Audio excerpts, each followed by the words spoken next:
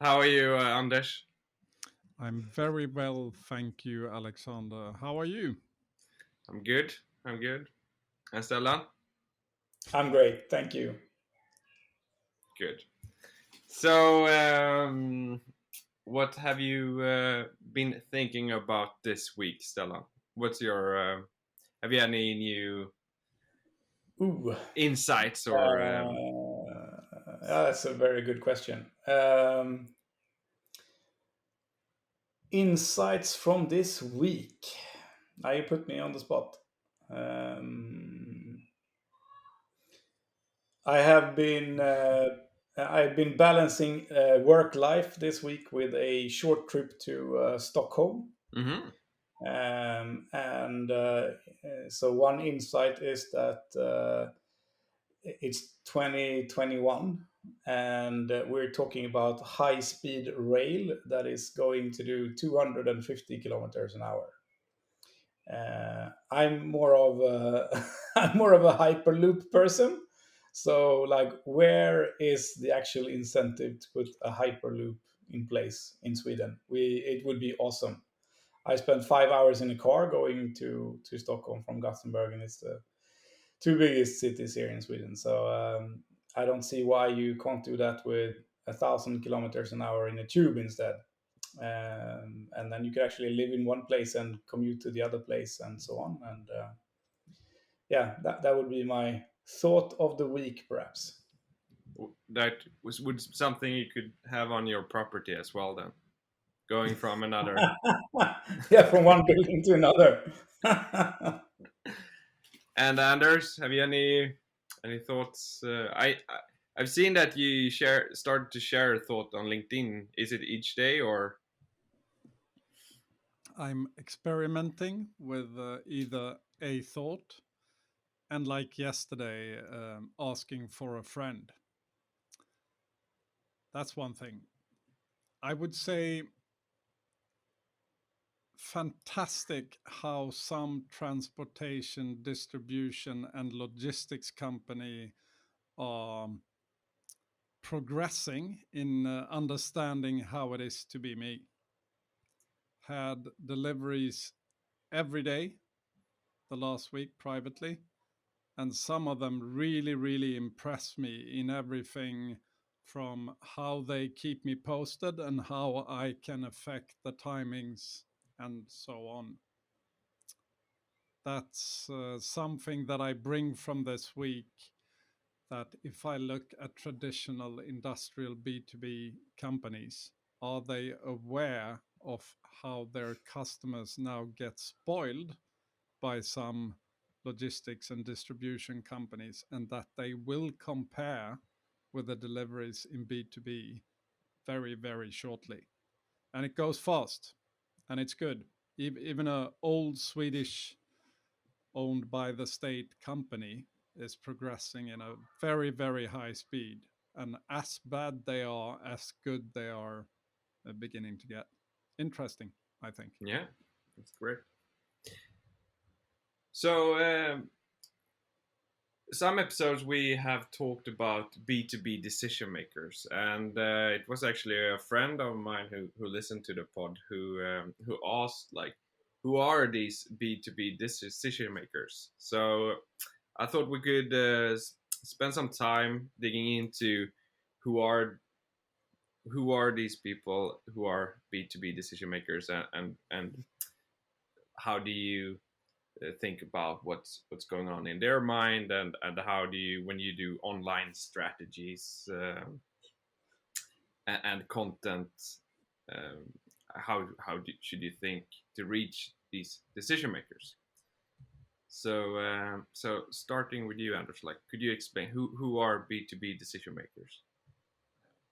Good question by a friend, and would be fantastic if she or he, after this episode, can get back with if we answer the question. Role wise, it's CEOs, CFOs, CMOs, and then it's a bit different what they call each other, but CSOs, meaning sales officers, or the commercial officers. and actually sometimes the COOs. That's the one that we talk about, and responsibility wise from mid-size to sort of listed global companies. That's role wise. Do you agree, Stellan? Who's sort of who we talk Yeah, about when we talk about decision makers? yeah, And then depending on the size of the company, as we have said many times in this pod, if there is a real owner around, and then I do not mean the stock market, then I mean if there's a real owner around, that's usually the main decision maker in a private family owned company. Yeah. And Stellan, could you explain a bit about like generally who how is a decision made at at a B2B company? I know of Mhm. course there are it varies depending on the complexity of the yeah. decision or so on, but are there more people involved in the decision or Yeah, I think like Martin did a take on this quite recently, where you can actually see statistically that there is a lot more people involved now in a decision than it used to be. Decision makers are also younger than you think they are, and so that of course affects the process of selling to these people. So you can't just think about the decision maker as a sort of an isolated person or a few persons. You have to think about it as a group, and it contains also the people around the decision makers. So it can be someone preparing the decision, which would be more of an influencer, and it could also be the people who are ultimately going to use whatever it is that you're selling. So you have to take that into account and see it more as selling into a group of people than to selling to an individual. yeah. Yeah, and anything to add there, Anders, about the decision process? If, if I think in our case, it's 45 plus, at least one university degree, um, vast experience of being in listed companies, either just below um, the executive management team or in the management team. Um, that's sort of usually who Stellan and I talk about when we talk about decision makers. Um, Modern people, um, fairly good moral and ethics, and I think everyone that we talk about have a couple of things in common, especially in the larger companies. They know that they are a bit tired of talking about things that never happen, and when they happen, they are a bit slow.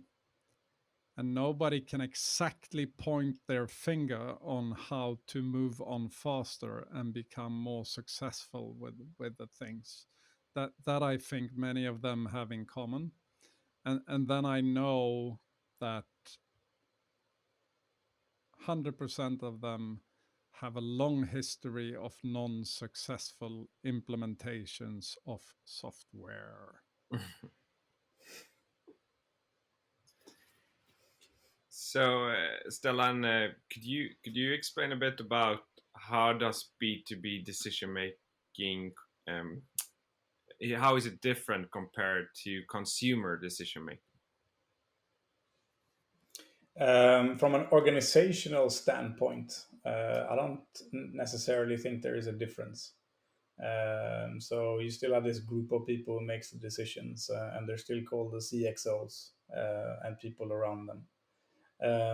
But from a sort of individual standpoint, and if you look at us as consumers, if we are in B2C and B2B, yeah, I think decisions are made differently.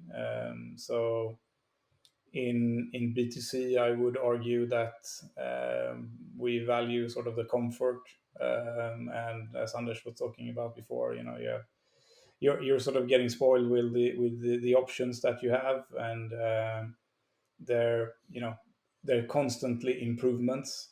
I think you said, Anders, now that you were asked, do you want your delivery to house number one or do you want it to house number two? And if you get it to house number one, you can get it faster than if you get it to house number two, and so on. So Mm. there's lots of these things. Whereas in B2B, people don't have, like, or historically haven't had those expectations. You sort of, you kind of know that things will be a bit slow, and you have to call some people, and you have to order some stuff, and maybe it will arrive in a couple of days, and maybe it will get to the wrong address, and so on. But I think as like gradually, it will be less and less accepted, and it's a competitive advantage if you sort of move ahead and be more sort of consumer like. If I can order a pizza and get it delivered to some kind of nowhere, like, how come that I can't order let's say a box of nails or whatever, and get it delivered to a building site whenever I need it? Yep. So it's yeah, it's kind of strange, the differences. And there's, how do you think when you communicate with marketing, like content towards B2B decision makers? What do you consider, is it rational and emotional needs and such, or Hmm. Once more, a bit how you think behind that, what it is that I'm going to answer. yeah, I'm thinking about, we have talked about who the decision makers are in general at the Mm. B2B company. Now, talking about like inbound and content, and when you like formulate strategies and so on, like what do you what do you consider about the decision maker and how to reach them? You mean in Suma's case, or Yeah, you in mean? Suma's case, and something that could be applied to other companies as well. I mean, with a certain type of content, we, everyone needs to be able to answer whatever challenge, problem, or need that they have. Um, in an episode before, we referred to that as knowledge content. We might talk it whatever you want, um, but content wise, if I'm a CXO in a large company, I never want to look bad. I never ever want to look bad, and I want to be prepared. But I have the same challenge as everyone has in life, which is time. And you take the shortcut. You actually search for the answer on your problem and need.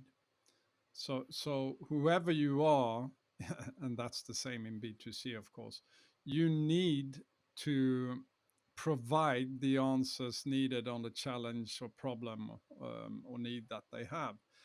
And secondly, um, which I believe that people sometimes as senders or making stuff like that available, if it seems relevant, if it seems credible, now I want to take the next step. So I do not want to talk with a Jim or a Bob or whatever. I want to get in touch with the expert. It might be the same 30 seconds where I think, yeah, seems credible. Now I want to talk to someone. So from all perspectives, you need to think that at least one will use the chat, at least one wants to call you, at least one wants to book you immediately, at least one wants to be able to look at a video, at least one needs to find a customer case with a similar industry and challenge as I'm fronted with as the decision maker, or whatever it is. I think it's strange that we always talk about B2B as something, I mean, can be 3 to 7 years before we do a deal. And Yeah, but it can be 30 seconds, as it is when I go to my favorite shop in the world and decide to buy a guest guitar to have for my summer house. It's exactly the same thing. And we need to stop talking about in B2B that everything takes 3 to 6 months at least and 3 to 7 years. Yes, it does. But when it happens, you need to be ready that at least one have demands like they have, let's call it in B2C. We have the habits. You agree, Stellan? Yeah, completely. It's Yeah. the yeah the sort of range of what we expect to be able to do is increasing. So yeah, I mean, it's we can go to something that is closely related to what everyone is doing, and I think it's going from like one channel of TV to two to three to satellite TV to internet TV, and then you have your subscriptions going. I hardly remember how many different subscriptions I have to how many different packages, but it's hundreds and hundreds of different shows and packages and stuff that I can take part of through these subscriptions. And I think it's yeah, the same is true, as Anders was pointing out. Yeah. And I mean, now I take another direction for 3 seconds. Yeah. Stellan, do you know what I was watching through Instagram last night? I was watching from Zlatan's home gym when he and his personal trainer were doing exercises. And I realized that I actually watched 20 minutes of a live, sort of, is it Yeah, ITV on a Instagram? broadcast. Yeah, a broadcast, live, 20 minutes, Zlatan exercising. I very seldom get a feeling that I want to exercise, but next time it's on, you're going to get interested in exercising when you look at Zlatan's live show, so to speak. Um, and why do we not broadcast this one live that we record today? Perhaps we should test that next Friday to do a live broadcast of our podcast recording of episodes. That might be fun. Yeah. Definitely. Had We'll try it. nothing to Yeah, do I with the bet there is at subject, least but one person who wants to watch it live. So yeah, what was that, Stella? yeah, there's probably at least one person who wants to watch it Yeah. live. So So why not? provide it.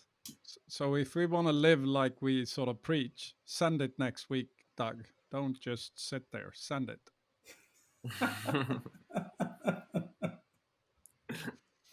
Stella, And we- you. we're gonna have to we're gonna have to censor ourselves as well. So we're gonna have these US beep. Yeah. Doug needs to sort of throw himself into to the long sentences and scream beep. Yeah, we'll try that. The final question there.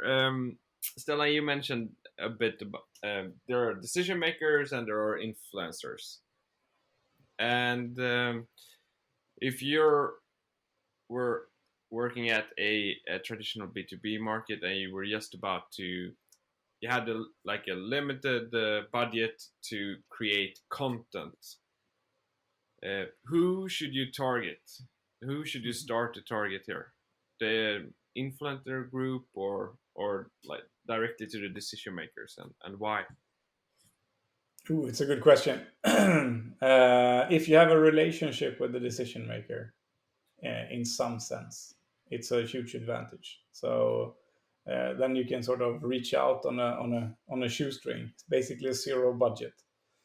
If you don't have a relationship with any of them, um,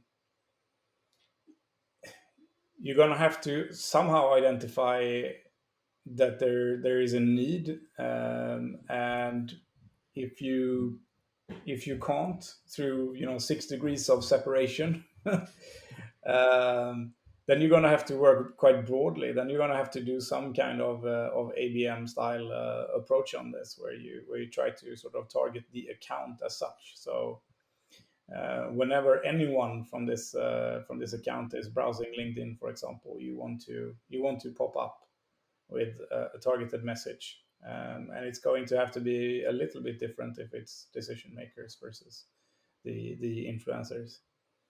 So that would be my spontaneous take on it. Yeah. Would you do the same, Anders?